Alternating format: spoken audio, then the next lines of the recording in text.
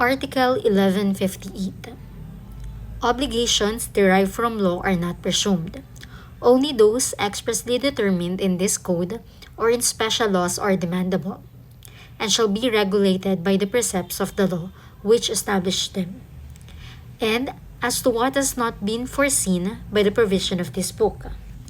So, ang Article 1158 ay tungkol sa mga obligations na nagmumula sa batas. So, hindi tayo dapat nag-a-assume. Dapat, sinasabi lang dito na dapat malinaw na nakasaad sa batas. So, dapat nakasaad siya sa civil code o sa mga special laws. Example. So, for example, yung mga teacher. Sabihin ng teacher, nako, dapat tong school, parang provided na yung uniform, ganyan. So, in this case, yung school, wala siyang legal obligation na mag-provide ng clothing allowance para sa mga teachers kasi wala namang law na nagsasabi na kailangang mag-provide ang school ng clothing allowance para sa mga teachers.